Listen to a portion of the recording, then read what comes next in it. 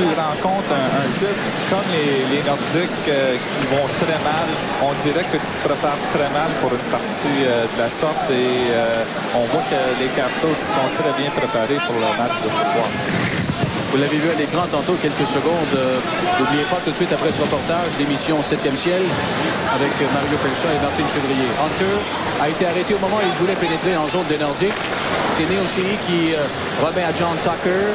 Tucker, lui, est en zone adverse, passe à Jake Courtnall et le tir a été bloqué devant lui par Brent Severin. C'est une attaque là, qui est déclenchée par Tony McKegney. De l'autre côté, à Loisel, beau tir bien bloqué et ensuite, c'est le gardien qui a eu de la veine là que ses coéquipiers, entre autres Neil Sheehy et Dale Hunter, viennent lui donner un coup de main. Courtnall a ramené le disque en zone des Nordiques, mais il l'a abandonné ensuite. C'est Stevens à Courtnall, vers John Tucker, il cherche une ouverture. Voilà, Stevens encore avec un tir bloqué. Le retour dans le coin est disputé à deux, finalement récupéré par Michel Petit. La passe à Fortier.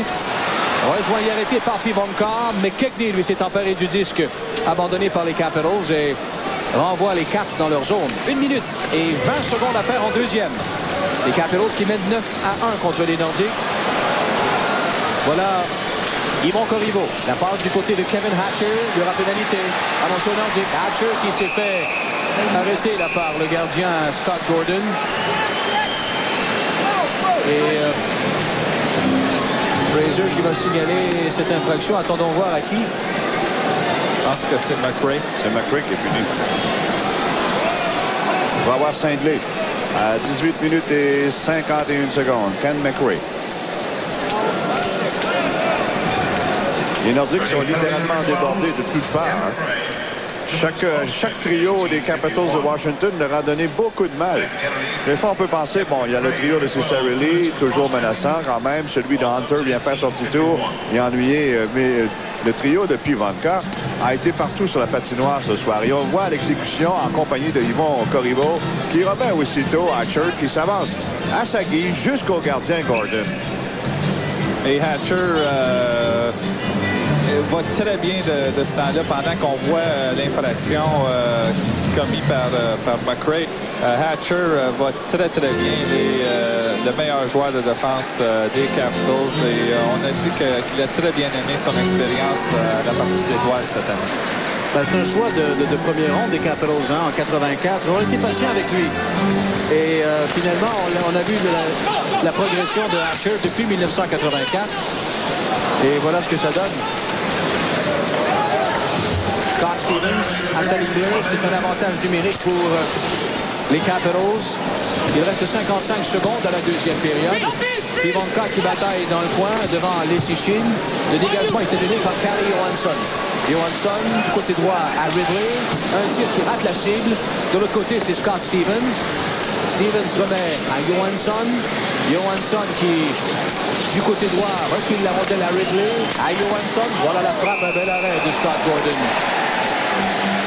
Gordon continue à travailler de toutes ses forces pour contrer les Capitals de Washington. Sur ce lancer de Carey Johansson, c'était bien dirigé. Il a réussi à capter la rondelle avec le bout des doigts. Et aussitôt que le joueur de pointe avait la rondelle, on a vu les deux joueurs de Capitals qui étaient postés juste à côté du filet. Pivonka et Ciccarelli s'amenaient devant Gordon. Ils n'ont pas été capables de dévier le tir de Gordon, mais c'est un jeu que beaucoup de clubs pratiquent. D'amener les deux joueurs devant le filet pendant que le joueur de pointe tire vers le but. C'est 26-15 au chapitre des lancers. Et tu le disais, tu nous disais à Claude et à moi, Mike, avant le début du match, que l'on verrait la véritable force de Scott Gordon avec une vingtaine de lancers, non pas 50, comme il s'est fait bombarder dimanche contre les Blues de Boston. Bien, en tant qu'ancien gardien de but, tu mentionnais que c'était plus facile de faire face à beaucoup de lancers durant un match. Mais on ne peut pas blâmer Gordon ce soir. En première période, il a été laissé à lui seul. Sûrement que Michel Bergeron ne blâme pas Gordon, mais lui, il doit se dire, je ne sais pas ce qui se passe à l'intérieur de sa tête dans le moment. Il va se dire, le problème n'était pas seulement derrière le banc. 24 secondes donc à la deuxième période avec 1 minute 14 à la pénalité au Nordique. C'est la Ken McRae. C'est Dale Hunter qui sera là devant Joe Sakic, ironie du sort. Hunter se retrouve à Washington et Sakic, lui, dans l'uniforme des Nordiques parce que Dale Hunter est à Washington. Kevin Hatcher dans son territoire. Un virage derrière le filet de Rivnak. Ensuite, c'est John Tucker qui se présente devant Michel Petit. Tucker qui parvient à refiler la rondelle à Kevin Hatcher. Voilà un tir frappé qui rate la cible complètement. Et c'est là-dessus que se termine la deuxième période, le deuxième engagement. Dans cette deuxième période, si on se fie aux chiffres des lancers, il y en a eu 10 de chaque côté. Sauf que les Capitals de Washington ont blanchi les Nordiques 4-0 dans cette 3-0, dis-je, dans cette deuxième période. Alors, ça vous donne une petite idée dans quel sens le match se déroule. Et les Nordiques semblent complètement perdus sur toute la ligne. En tout, après deux périodes, par les Nordiques, 15 lancés et par les Capitals de Washington, 26. Le compte après deux périodes de jeu est Capitals de Washington 9 et Nordiques de Québec 1. Au cours de la deuxième période, et les Capitals de Washington qui mènent 9-1 sur les Nordiques. Nous accueillons maintenant le fougueux joueur de centre Dale Hunter des Capitals de Washington qui a passé 7 saisons dans l'organisation des Nordiques et qui en est à sa 3e saison avec les Capitals. Et justement, Dale, est-ce que ton style de jeu a changé avec les Capitals de Washington? Maybe it's changed a little bit in the way that I'm used on the team. In Quebec, I was more of a penalty killer and a defensive player on a line, and here I play the power play a little bit more, and they count on me at my offensive output a little bit more. But as far as being aggressive, you know, there's a lot of penalties in the league anymore, and you can't take a bad penalty, so I try to cut out the bad penalties, but I seem to get in a little bit of trouble no matter what. Si on jette un coup d'œil au classement de la section Patrick, vous êtes dernier, vous avez accordé plus de 200 buts cette saison. Qu'est-ce qui se passe avec les Capitals? Well, you know, we had injuries more than anything that kind of hurt the team, and we lost Scott Stevens and Rod Langway and Neil Shee at all the same time, and that's what caused maybe the most problems on our team, and we didn't come up to the occasion, but we played a lot better since Terry Murray's taken over. He's changed a lot of the systems, and I think we've been playing well since. Oui, justement, vous avez changé d'entraîneur-chef. C'est Terry Murray qui a pris la place de son frère Brian. Comment s'est fait la transition? Well, you know, every coach has a different philosophy of the game, and Brian had his way of coaching, and Terry has his way of coaching, and so it's Terry's more maybe striving for a little more offense, and still hanging on to defense, but striving on offense, and Brian was more on defense maybe, but it's just more systems in the game, you know, like forechecking systems are different, and so it's pretty well that way. Et on parle beaucoup à Québec de cette fameuse transaction de juin 87 où tu es passé aux Capitals de Washington. Quelques années plus tard, comment tu analyses cet échange-là? Well, you know, it was a trade. I've been there 7 years in Quebec, and it was, you know, a big trade for me and Malarchuk to go to Washington like that. But they were rebuilding, and Maurice Fillon gave me a good chance to go play on a winning team, and I'm happy for him that he gave me the chance to go play on a winning team, and so I have a chance to play in the playoffs and at the, you know, in the last of my career, you know, the last whenever, how long I can play, I don't know. Dale Hunter, merci beaucoup et bonne fin de saison. Au retour de la pause, Michel Villeneuve nous dit ce qui se passe dans les autres matchs à l'affiche ce soir dans la Ligue nationale de hockey. Ce match entre les Nordiques et les Capitals vous parvient en direct du Capitol Center à Landover, au Maryland. Après 40 minutes de jeu à Landover, c'est maintenant 9-1 en faveur des Capitals sur les Nordiques. Une seule autre formation de la division Adams est à l'œuvre ce soir. Les Bruins disputent la victoire aux Red Wings à Détroit. C'est un match à caractère défensif. Seulement 2 buts ont été marqués dans le match. Le premier par Glenn Wesley et le deuxième, on le verra, celui d'Alan Peterson, son premier cette saison et son deuxième seulement en carrière, un tir des poignets sur les passes de Carpenter et Gould. Donc, en début de troisième période, les Bruins mènent 2-0 sur les Red Wings. L'ancien des Nordiques, Brian Lawton, est en uniforme pour Boston. À New York maintenant, à Pittsburgh, pardon, Derek King avait créé l'égalité avec son 6e en fin de première période, c'était 2-2. Mais en début de deuxième, poussé à 3 des Pingouins de tenter à Lemieux pour Paul Coffey en retrait. Il marque son 20e en avantage numérique à 2 minutes 2 secondes. Mais les Islanders reviennent à la charge. Pat Flatley en avantage numérique, encore une fois sur le jeu de Pat Lafontaine. Il revient devant, c'était 3-3. Et encore une fois, sur un jeu de puissance, Pat Lafontaine, encore lui, attend que Derek King se présente dans l'enclave pour marquer son deuxième but du match en avantage numérique. 1 but, 3 passes pour Pat Lafontaine, les Islanders qui mènent 4-3. Nous sommes en deuxième période. On s'en va maintenant au New Jersey. Les Oilers ont pris les devants 2-1 vers la fin de la première période grâce au 29e but de la saison de Jari Kurri. But marqué en avantage numérique sur des passes de Tekanen et Smith. Rosica a marqué l'autre but des Oilers. Muller celui des Devils. C'est donc 2-1 en deuxième. Du côté maintenant de Saint-Louis, les Blues mènent 1-0, c'est en première période. Le but de Paul McLean, son 20e, sur des passes de Brown et Hull, en quête, rappelons-le, d'un 50e but cette saison.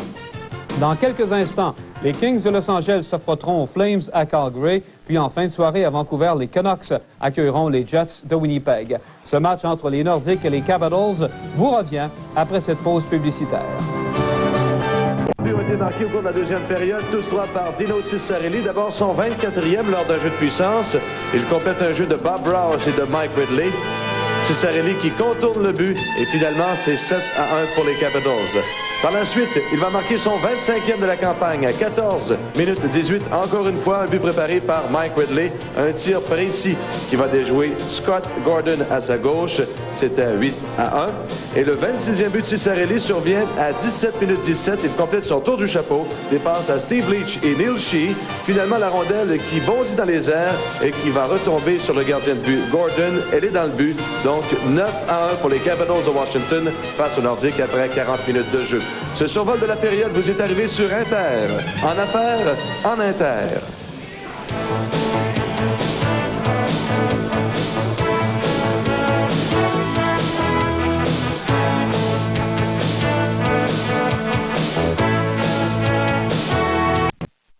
Toutes dépenses payées pour assister aux deux premiers matchs de la Coupe Stanley en devinant quel joueur des Nordiques sera impliqué le plus souvent dans le jeu du match Chrysler. Vous postez vos réponses à concours jeu du match Chrysler, casier postal 1070, succursale Ville-Mont-Royal, Ville-Mont-Royal, Québec, H3P 3C1. Vous avez jusqu'au 22 mars pour participer.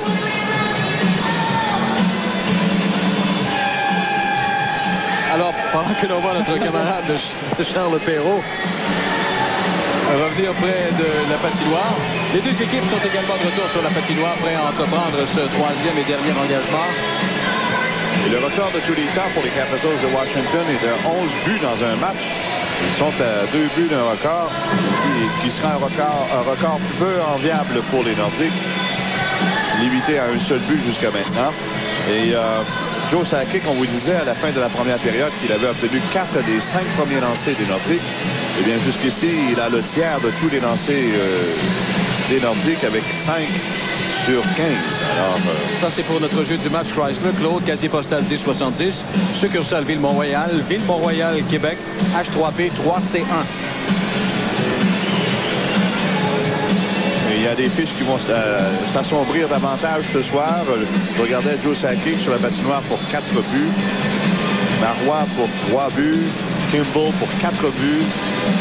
Alors, il y a des plus et des moins qui vont s'effacer d'un côté et grossir de l'autre. C'est une saison qui n'est pas encore terminée, qui déjà est à oublier le plus rapidement possible. On vous le rappelle, en ce début de troisième période, McRae est au bord des punitions pour 40 secondes encore, ce qui fait qu'il y a un homme de plus pour les Capitals de Washington. Gillis, Deblois, Marois et Leschyshyn sont là pour les Nordiques. Courtnall, lui, passe arrière à John Tucker. Tucker qui hésite un moment, attendu par Deblois. La passe à Kevin Hatcher. Et un tir frappé qui rate la cible. Là, un but de Dale Hunter sur le retour de lancer. Il était posté en pleine dans le but et n'a pas raté cette occasion-là. Vous avez vu la physionomie de Michel Bergeron, plus que déçu. La rondelle touche la clôture et ensuite, je pense qu'elle a touché le défenseur. Je ne sais trop de quelle façon. Gordon s'est trouvé sur le dos. Il a perdu pied et voilà, ce lancer. Après le tir, la rondelle est allée à Tucker qui a feinté de tirer vers Gordon. Gordon s'est déplacé, le défenseur s'est déplacé et Hunter s'est retrouvé seul devant un filet désert et il n'a pas raté son coup. Lui qui n'avait pas obtenu de tir ce soir vers Gordon. Non seulement il était seul, Mike, mais il a eu tout le temps voulu aussi pour lancer dans une cage déserte, ce qui était un peu inadmissible quand même dans les circonstances. Hunter n'avait pas un tir et pas un point. Alors il vient de s'inscrire, lui, à la marque comme tout le monde. 10-1. Ciccarelli a vu son lancer bloqué par Mario Marois. Peter Stachny a raté son dégagement. Ensuite, c'est réussi par Mario Marois qui amaille à partir avec Mike Ridley. C'est ce dernier qui a eu le dernier mot. Langway à Kevin Hatcher. Vers Dino Ciccarelli qui s'amène devant les Sichem. Un peu plus loin, c'est Kelly Miller. La passe de Miller qui sera saisie par Scott Stevens. Et le lancer qui va se retrouver tout près de la rampe. C'est poussé à l'autre bout par Tony Herkus. Le premier rendu est Scott Stevens. Scott Stevens qui remet vers Michael Pivonka. Ensuite à Ciccarelli, vers Pivonka. Rejoint et arrêté par Tony Herkus. Là, c'est Ciccarelli qui a repris. Et là, ça passe à toucher la jambière de Herkus. Et ce qui fait que la rondelle est revenue en territoire neutre. Et en parlant de Ciccarelli, j'entendais quelqu'un tantôt qui se moquait, un partisan qui se moquait de ses 3 buts et se demandait où il était pour être lorsque des matchs seront serrés de Ciccarelli. Jusqu'à la 2e minute de jeu en 3e, c'est Paul Gillis. Ça passe est récupéré par Bob Rouse. Steve Leach, lui qui bataille devant Fogarty et Pivonka, a bien failli permettre à Yvon Corriveau de s'en aller seul devant Scott Gordon. Heureusement pour les Nordiques, la passe manquait de précision. Steve Leach qui bataille devant Loisel. Loisel en possession du disque. Remet dans le coin gauche, territoire des Caps. Bob Rouse qui vient chercher la rondelle. La refile à Scott Stevens. Au centre, c'est John Cruz maintenant à Pivonka. Il accélère devant le Cécile. Il semble terriblement bien. Et là, c'est le superbe arrêt de Scott Gordon qui vient de voler littéralement Michael Pivonka. Mais quel jeu de Pivonka devant les Cécile. Peut-on entrer aussi facilement dans une zone et se rendre jusqu'au but? Du beurre dans une poêle. Et là, il y aura pénalité, dit Kerry Fraser. Ce match entre les Nordiques et les Capitals vous revient après cette... Les Nordiques qui tirent de l'arrière par 9 buts dans ce match seront en cours maintenant pour les 2 prochaines minutes. Tony McKegney est au banc à 2 minutes 40 secondes de cette 3e période. Et Leschyshyn est littéralement débordé par Pivonka qui joue un excellent match ce soir. En fait, il y a beaucoup de place. C'est un match qui lui convient énormément. Il a frappé le poteau sur le jeu. On croyait que c'est Gordon qui avait fait l'arrêt. Et on voit la punition double échec de McKegney. Les Capitals qui ont réussi 3 buts en avantage numérique ce soir et 1 but en désavantage. C'est l'occasion rêvée, comme l'a dit Claude tantôt. Les Capitals sont à 1 but d'égaler un record d'équipe pour le plus grand nombre de buts dans un match, soit 11. Kevin Hatcher avec une rondelle ramenée en zone des Nordiques. Là, attendu dans le coin par Brian Fogarty. De l'autre côté, c'est à Michael Pivonka, à Kevin Hatcher, qui se permet là, de se promener allègrement derrière le filet. C'est Dino Ciccarelli qui le remplace à la pointe droite. Et Michel Petit, lui, avec un dégagement jusqu'au centre. Les Capitals qui reprennent néanmoins possession de la rondelle. Avantage numérique Washington. Pivonka se présente devant Michel Petit. La passe à Ridley, aussitôt arrêté par Deblois. Voilà un relais qui a glissé sur un bâton. Ensuite, c'est Sakic qui a réussi le dégagement jusqu'au centre. Scott Stevens cherche à s'amener en zone adverse, c'est fait. Il a remis à Ridley. Passe de Ridley vers Dino Ciccarelli en passant par Pivonka. Le jeu a bien failli réussir encore une fois. C'est Kevin Hatcher. Passe à Ridley, il s'avance bien. Pivonka dans le coin. Devant. Passe qui ne trouve pas preneur. C'est Scott Stevens, de toute façon, qui reprend et remet dans le coin à nouveau pour Pivonka. Pivonka voit son tir bloqué par Gordon. Derrière le filet, c'est Dino Ciccarelli. Passe à Pivonka à nouveau. De l'autre côté, c'était destiné à Mike Ridley, mais là, c'était une intervention de Fogarty qui a tout fait rater pour les Capitals. 35 secondes à la pénalité à Tony McKegney. 10-1 les Capitals. Il reste 15 minutes 50 à faire en 3e période. Jeff Courtnall devant les Sichem. Là, c'est Loisel qui reprend. Perd aussitôt à Calle Johansson. Dans le coin, c'est Jeff Courtnall à Johansson. De l'autre côté pour Bob Rouse. À Johansson à nouveau. Dernier relais intercepté par Marois. Et le dégagement est celui de Mario Marois jusqu'à l'autre bout. C'est probablement sur cette attaque que va se terminer la punition avec McKegney. Voilà, McKegney qui est de retour dans la mêlée. Une passe qui est ratée pour Jeff Portnoy. Le disque appartient à Michel Goulet. Courte passe au centre à McKechnie. En zone adverse à Goulet. Le tir qui rate la cible à la droite de Rivnak. Et ça permet cette contre-attaque des Capitals avec Portnoy en tête. Portnoy a causé le hors-jeu à la ligne bleue des Nordiques. En direct du Capitals. Dernière chance ratée par les Capitals. Oui, c'est Cirelli qui descendait rapidement au but pour cueillir la passe, mais l'angle s'était déjà fermé très rapidement. Il est déjà à hauteur de 3 buts. Il en cherchait un quatrième. Pour les Capitals, le record du plus grand nombre de buts dans un match est de 11. Et pour les Nordiques, le plus grand nombre de buts alloués à l'adversaire dans un match est de 11 également. Et ça s'est produit à 4 reprises depuis qu'ils sont dans la Ligue nationale. Une passe saisie par Alan May. On n'a pas vu beaucoup ce soir. De toute façon, Terry Murray n'en avait absolument pas besoin. Brent Severin, attendu par John Bruce. Passe à Michel Goulet, qui s'amène au centre. Là, décide de tirer de loin, c'est bloqué par Rivnak. Goulet qui reprend, cherche à passer devant, mais c'est raté complètement. C'est Neil Sheehy qui l'en a empêché. Peter Stastny travaille devant deux rivaux, dont Berglund. Il y a John Bruce également. Le tir de Brent Severin qui rate la cible. De l'autre côté, Alan May et Michel Petit, les proches de force. Et c'est la passe de Berglund qui a été interceptée. Et là, il y avait un hors-jeu à retardement qui a été annulé par cette sortie de Michel Goulet. On est à 6 minutes exactement en troisième. 10-1 les Capitals. D'autres changements apportés par les entraîneurs. On est allé compléter d'ailleurs. C'est Mike Ridley qui s'avance bien. Ridley est dans l'enclave. Son tir a été bloqué par Brent Severin. Severin au centre pour Ken McRae. Il a été rejoint et arrêté par un beau jeu. Belle réaction de Kevin Hatcher. Là, c'est Darren Kimball qui cherche à s'emparer du disque. Il est devant Kelly Miller. Miller, il a reçu la jambette de Jeff Jackson. Il y avait nettement matière à pénalité là-dessus. Fraser a fermé les yeux. Hatcher est devant Ken McRae. Passe devant, c'est intercepté par les Sigil. Ensuite, c'est Craig Smith qui va la rondelle y échapper. Le disque est laissé libre jusqu'à l'intervention de Mike Ridley. Et ça revient en territoire neutre, où ça va de Ridley à Calle Johansson. De l'autre côté, à Yvon Corriveau. Il abandonne le disque involontairement. C'est Ridley qui pousse un peu plus loin pour Corriveau. Corriveau à Ridley. Ensuite, c'est à Dino Ciccarelli, attendu par Greg Smith. Ciccarelli passe en retrait à Calle Johansson. Devant pour Corriveau. Ciccarelli qui marque un quatrième but.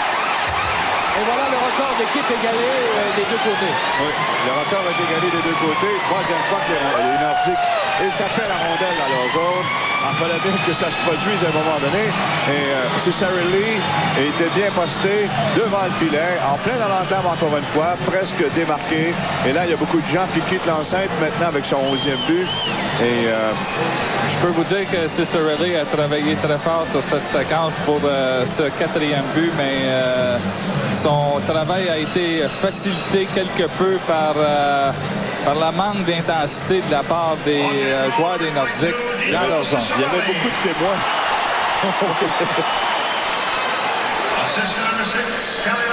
Alors c'est 11-1 maintenant. Une attaque qui sera menée par Brian Fogarty. Il remet à Marc Fortier et le frappe. Ça a été bien bloqué par le gardien. Peut-être que le meilleur lancé des Nordiques ce soir. Et ça comprend le but de Fortier parce que finalement c'est Scott Stevens qui l'a marqué.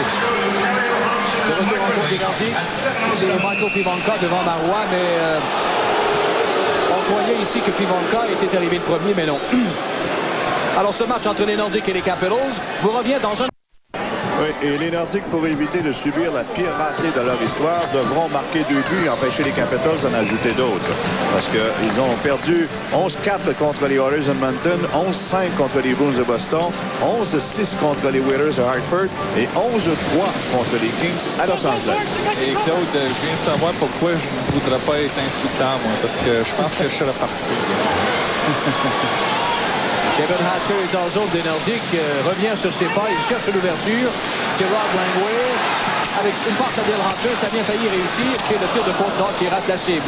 11-1 les Capitals. Il reste exactement 12 minutes encore à la troisième période. Hatcher s'avance. Hatcher, il a fait toucher Brent Severin qui a perdu son bâton. Severin qui le fait tomber sur la patinoire. Il y aura bien sûr pénalité, dit Kerry Fraser. Oui, ça va coûter 2 minutes à Severin. Le hockey à 4 saisons vous revient après cette pause. Alors, pénalité 2 minutes à Brent Severin pour avoir fait trébucher à 8 minutes 10 secondes. C'est dans la zone des Nordiques. Et là, Severin, à la poursuite de Kevin Hatcher, il va le faire trébucher tout simplement en l'agrippant par le chandail. Alors, 2 minutes à Brent Severin. C'est rare qu'on écope de pénalité lorsqu'on tire de l'arrière par petit but, mais les deux punitions en troisième que les Nordiques ont eues ont été tellement évidentes. 11-1, les Capitals, ils ont un homme en plus, c'est de Ridley à Bob Rouse, à Ridley vers Bob Rouse, mais là, les Capitals qui doivent revenir en territoire neutre.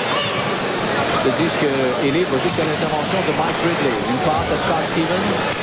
Stevens à Bob Rouse. On vous le rappelle, si les Capitals marquent un autre but, ce sera un record d'équipe des deux côtés.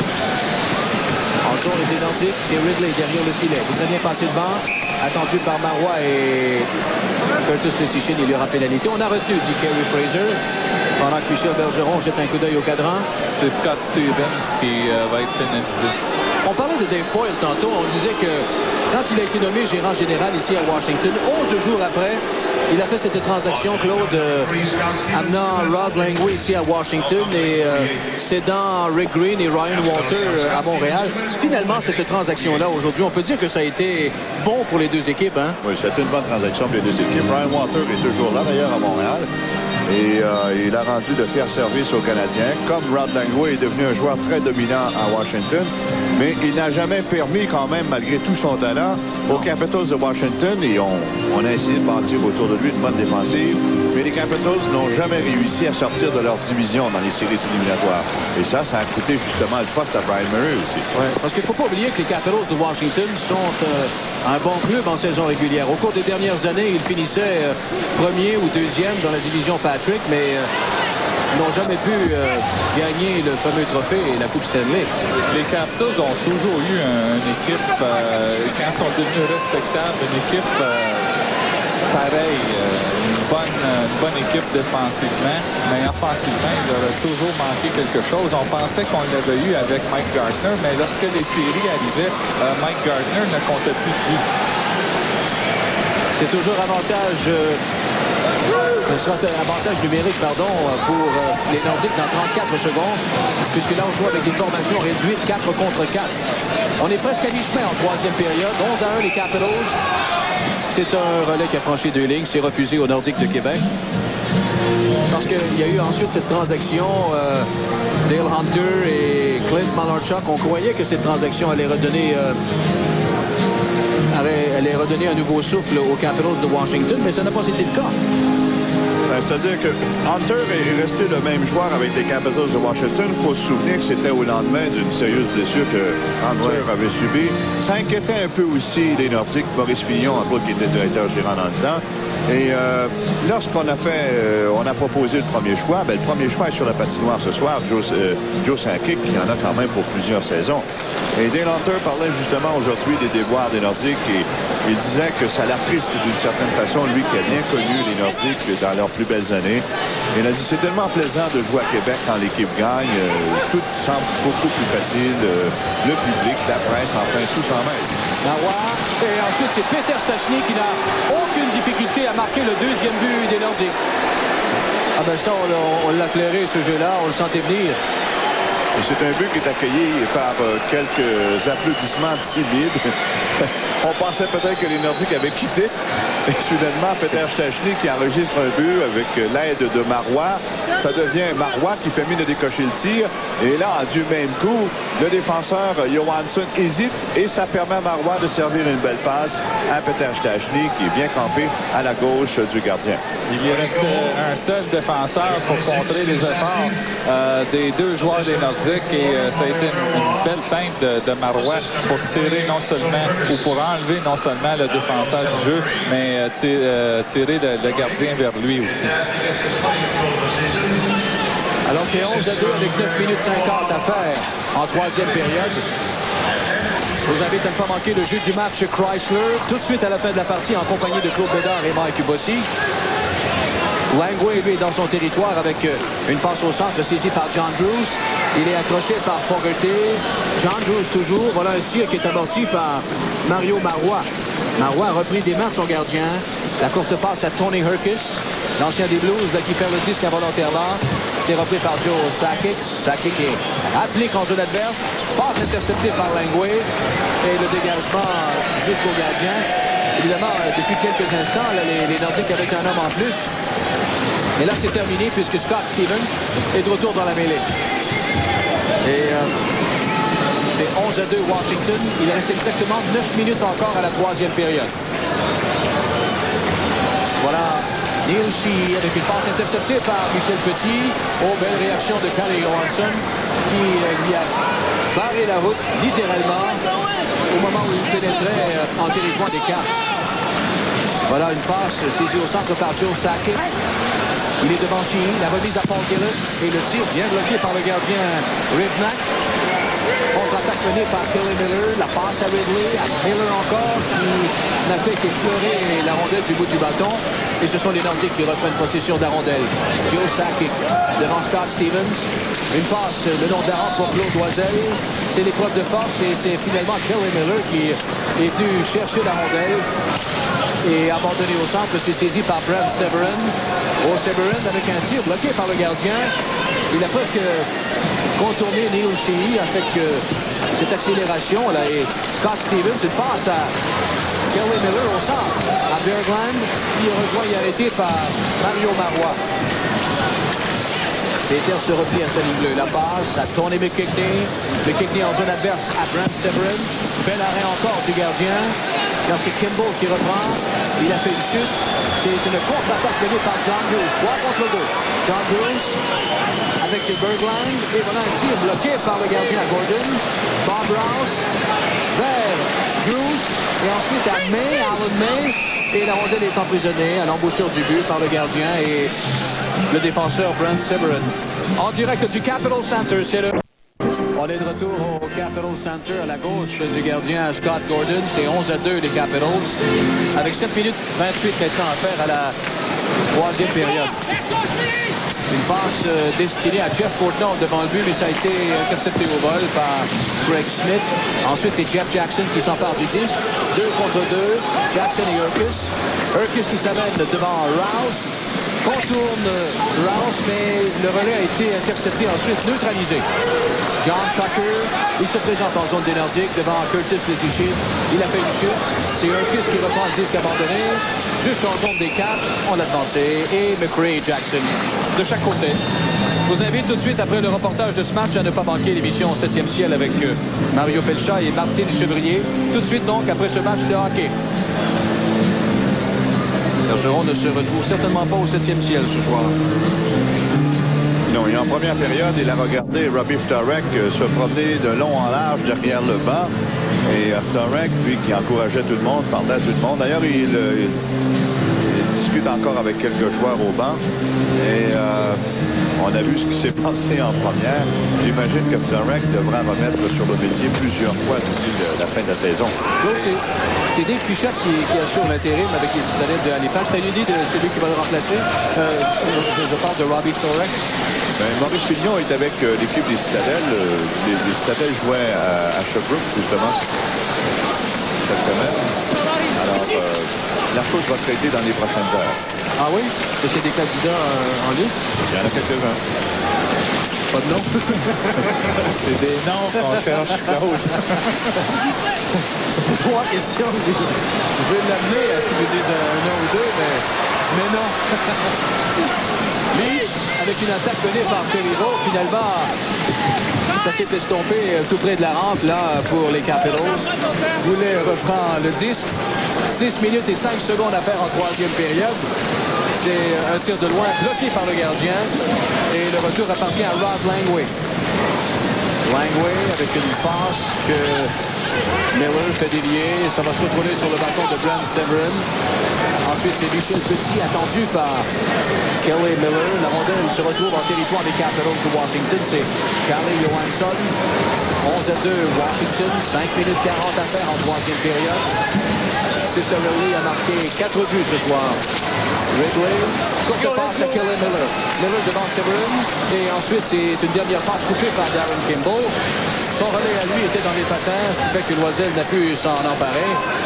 De retour en zone des Nordiques, c'est Brent Severin devant Ciccarelli. Gordon choisit de remettre à Claude Loisel. La passe à Paul Gillis. Au centre, c'est pour Darren Kimball.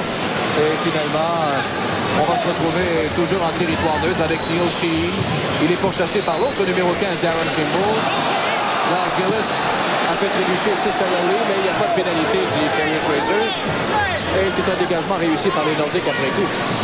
Il y a 30 lancés par les Capitals jusqu'à maintenant, 23 par les Nordiques. Et c'est 11-2 pour les Capitals.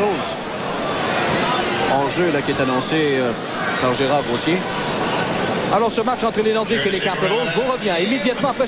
La mise en jeu en territoire neutre entre Tim Berglund et Peter Stastny. De Leschyshyn à Greg Smith à Peter au centre. 4 minutes 40 à faire en troisième. Voilà Berglund qui a ramené le disque en zone des Nordiques, mais il a abandonné le contrôle de la rondelle après coup. Tony McKinney de l'autre côté, c'est pour les chiens de Blois. Aussitôt, un point est arrêté par Bob Rouse. Ça permet à Scott Stevens de s'emparer du disque. Ça passe à glisser sur le bâton de Berglund, ce qui fait que Greg Smith renvoie, refoule les Capitals profondément dans leur territoire. Scott Stevens, une passe par la rampe ensuite qui est ratée pour Tim Berglund. Et la rondelle est ainsi saisie par Stevens derrière son gardien de but. Il est attendu par Tony McKinney. 11-2 les Capitals.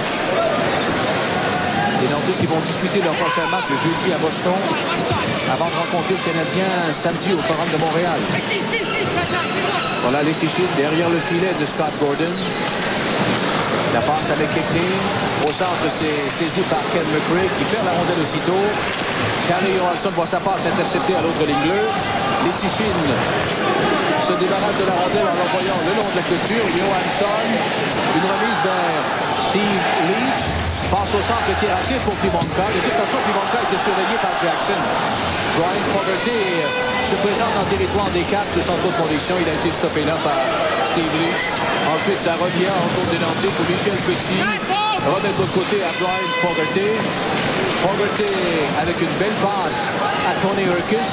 Urquis est devant Johansson. En jeu, on a mis du temps à annoncer ce hors-jeu. Finalement, il reste 3 minutes 7 à la troisième. Le hockey à 4 saisons. Il y a des gens qui ont déjà commencé à cliquer, mais ça se fait depuis à peu près une dizaine de minutes. De toute façon, j'ai même vu une annonce au tableau indicateur tantôt qui demandait à un groupe d'une certaine compagnie de regagner l'autobus qui les a rendus à l'extérieur. Dès que les Capitals ont marqué le 11e but, l'amphithéâtre va commencer à se vider. Et avec les 2 points, Washington va devancer Pittsburgh s'il ne gagne pas contre les Islanders ce soir et Philadelphie pour être en 4e place dans la division. C'est très serré dans cette division. Il y a seulement 7 points qui séparent la première de la dernière place. Avec 2 minutes et 30 secondes, c'est John Tucker que l'on a obtenu, rappelons-le, des sabres de Buffalo pour des considérations futures. Enfin, dépendamment de la performance de John Tucker cette année, on donnera un choix de repêchage. Voilà Joe Sakic, il est devant Calle Johansson. Joe Sakic là, qui revient sur ses pas, il a fait perdre la rondelle, c'est repris par Bill Hunter. Hunter à Jeff Portnoy, c'est dangereux, ça 3 contre 2 à Tucker. Tucker devant Leschyshyn. Tucker remet à Portnoy. Portnoy qui cherche un coéquipier de l'œil. C'est Leschyshyn qui... Greg Smith, pardon, qui l'entraîne le long de la rampe. Ensuite, une passe devant et c'est le but. Voilà. Voilà le nouveau record établi par les Capitals de Washington. Calle Johansson. Calle Johansson qui a complété la manœuvre de Jeff Portnoy et on voit un gardien, Gordon, déçu. Lui qui avait bien fait jusqu'ici dans ses 3 premiers matchs avec les Nordiques, sans même donner un seul mauvais but. Et on revoit le jeu avec cette passe devant de Berglund. Gordon n'a aucune chance. Regardez où il est posté. Johansson, il est un défenseur. Il est posté dans l'enclave, tout seul. Et il a tout le temps voulu. Il a fait un bon tir que Gordon n'a eu aucune chance d'arrêter. Alors, c'est officiel, André. C'est définitivement la pire rentrée essuyée par les Nordiques depuis leur entrée dans la Ligue nationale. Et tu l'as dit tantôt aussi, Mike, avec Dale Hunter qui était complètement seul devant le filet de Gordon. On lui a tout laissé le temps nécessaire pour tirer au but. Ça, il me semble que dans le hockey junior, on ne fait pas ça. Même si on est dans le hockey junior, on cherche à éliminer les joueurs qui sont devant le but. 1 minute 30 à la troisième période, c'est 12-2 pour les Capitals. De Blois qui s'amène dans un adverse. Ensuite, c'est le tir bloqué par Rivnak. Et Paul Gillis qui est venu frapper à la porte des buts, mais son tir a été bloqué. Brian Fogarty maintenant, un lancé qui rate la cible. De l'autre côté, c'est Michel Petit qui s'amène devant Aaron May. De Blois devant. La passe a été coupée par Neil Sheehy. Et ensuite récupérée par Scott Stevens à John Bruce au centre. Il reste 1 minute à la troisième période. 12-2 pour les Capitals. Brian Fogarty qui transporte la rondelle au centre. Il s'est défait de Michael Pivonka. Fogarty avec une passe à McKechnie. Et ensuite McRae qui a raté une occasion. Oh non, sur la passe de Peter Stastny. Et le tir de Peter ensuite qui a raté la cible. Rondelle qui revient au centre, c'est McKechnie là, qui a perdu à Steve Leach, mais le disque revient sur le bateau de Mario Marois. 30 secondes. McRae en zone adverse. Passe à Peter Stastny à McRae. Beau jeu de la part de Bob Rouse qui a enlevé la rondelle à McRae au tout dernier moment. Carly Johansson avec une passe à Steve Leach. De l'autre côté, un tir qui rate la cible. Ça provenait du bâton de Yvon Corriveau. 9 secondes à faire en troisième période. Bob Rouse de l'autre côté à Carly Johansson. À Bob Rouse encore. Et voilà que se termine ce match par la marque de 12-2.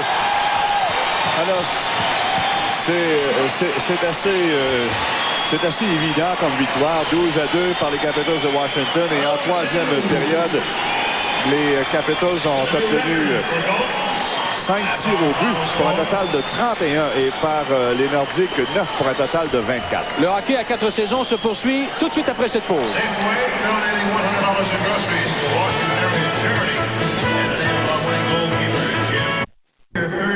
On est de retour au Capitol Center. Le mot de la fin, messieurs, c'est une victoire où on établit un record d'équipe de chaque côté, mais un record d'équipe chez les Nordiques est peu enviable.